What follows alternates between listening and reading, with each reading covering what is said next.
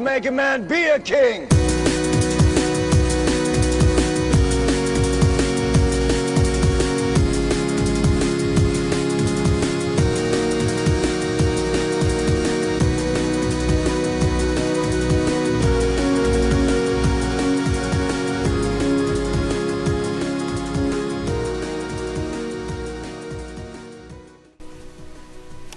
Hello everyone, my name's Lynx, and today I've made a video advertising 3 different helicopters which I hope to one day see played with UO. The first of which is the Westland Gazelle. The Westland Gazelle is a helicopter currently still in service with users such as the French, the British, the Serbians, the Egyptians and the Lebanese. Its first introductions was in 1973, and I believe that it should be used with United Operations because I feel it's a very good reconnaissance helicopter and a light utility helicopter. Currently the only real heli that's being used for this sort of role in UO is the MH6 or the AH6 Little Bird. This of course is primary American, and I feel that having a variant or a different type of recon heli would be great, because it would give mission makers the chance to diverse with varieties of missions which could be used with the Westland Gazelle. The Westland Gazelle as a mod for Arma 2 is very good. It currently comes with 2 PBO files, I believe, which are merely put into the add-ons folder of the expansions on Arma 2. It doesn't require anything else other than that. It comes with a binary key, I believe, for servers, which the United Operations server would have enabled, and everyone would merely have to update to the Westland Gazelle. It's also physically as a mod a very good heli. You respect the physics of it. It's by no means lacking in terms of it as a entity in the game. It feels like a heli, you treat it like a heli. It feels like a light heli, of course.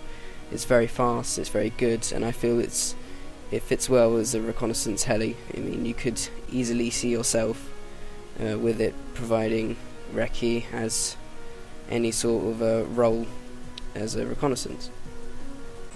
The primary reason I think that all the 3 helis, including the Gazelle that I'm showing you today, should be necessary to be played with UO is because basically of the historic variety of different helis, and of course United Operations being a tactical community for Arma 2, anything such as historically correct aircraft or weapons or whatever sort of vehicles, etc., it adds to the immersion of the game, which is already great. So I feel that adding this Gazelle, which is a great mod, would merely add more. I mean, its first war was the Falklands War, and there are plenty of missions set in the 80s. So I think that, you know, flying around Falklands Island, well, I mean UTES, and I don't know, if someone was to make, say, a British Patrol Ops or a United Nations Patrol Ops or any sort of mission with that sort of theme, I think it would be great to have a Gazelle because it would just look awesome, and of course it provides a good use, so I think it's worth the update, and it's a small file, so I believe it's worth the update for everybody to do. The next helicopter I propose to be used with United Operations is the MIL Mi-26 heavy lift cargo helicopter. The national origin of this Mi-26, of course being MI, is Russian, and it's been in service since 1983, and its primary users are the Russian Air Force, the Ukrainian Air Force and the Indian Air Force. The Mi-26 is the largest and most powerful helicopter ever to have gone into production, and of course already having MIs in Arma 2, I think it fits in nicely and it fits in well. Not only that, but it has the capabilities to be able to transport vehicles on the inside of it and on the bottom of it if you use the correct variant of the heli in the game. You can actually open the back cargo doors and manually drive in up to 2 BRDMs, I believe, or perhaps BMPs. I put in 2 BRDMs myself, and of course realistically it was quite correct because the heli was unable to lift, so it certainly has been well produced as a mod, and therefore you have to be smart about what you put inside it. However, it does have capabilities to have transport BMPs, BRDMs, and any vehicle up to that size. Different variants of it include the Medevac evacuation chopper. There's something called the flying crane, which is basically the Mi-26 with a crane in it, so you can actually carry troops on the inside of it, and you can also hook a vehicle as large as a BRDM, I believe, onto the bottom of it, and you are able to transport both the Victor and troops to any location and manually drop the Victor from the bottom of the hook onto the ground and then land for your troops to get out. I think this is definitely great for immersion, and I think it would be pretty cool to see it in a mission. I mean, lots of people enjoy Russian missions, and I always refer to patrol ops because I feel patrol ops is a good example for helicopters being used quite well, but any mission where you transport troops or Victors around with a helicopter would be pretty awesome. You do have to mind, however, when you're transporting from the crane, the physics does take it into account. If you fly too fast, you can actually snap off the hook, and if you fly too low and hit the Victor on trees or any other object, you can blow up the Victor that you're carrying and also eventually destroy the Mi-26. So it's no means lacking like the Gazelle isn't. In terms of a mod, it's very well. The Mi-26 does, however, require a different type of mod, as well as the PBO files of the Mi-26 to be able to play. This folder is called the RKSL system folder. This basically, as far as I'm concerned, I'm probably quite correct, but it's something along these lines. It enables modded helicopters by particular files, such as this Mi-26 variant, to be enabled for Arma 2 and Arma 2 Operation Arrowhead, I believe. But it's merely like at UO mods or at any of those app files that you have in 6 Updater. The way I did it manually was to add to my Operation Arrowhead folders, and then I went into 6 Updater, and added it. And if this was added as one of the default presets, all that would be required is an update, and this file would be enabled, which would allow the Mi-26 PBO files to work correctly.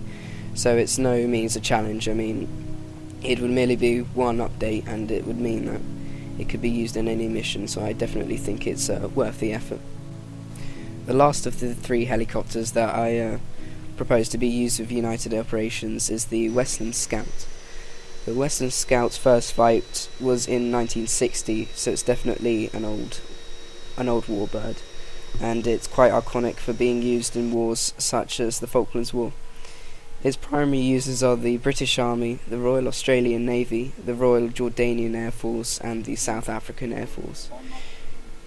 My personal reasons for proposing this heli to you is basically the same as the Westland Gazelle. I think it's historically correct, and of course, it being an old warbird, it would fit nicely with some British missions that's set in the 80s, for example, and it's merely another reconnaissance helicopter.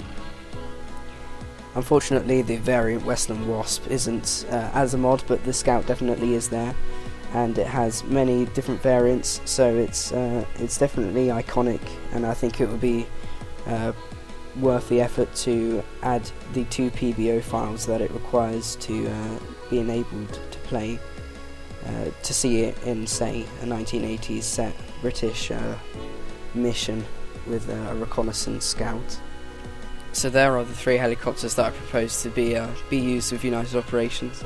I decided to make a video to show you, basically because I felt that possibly just a simple forum thread could be looked at lightly, and it'd be easier just to show you the 3 helis as a mod and talk about them and why I think they should be used with UO.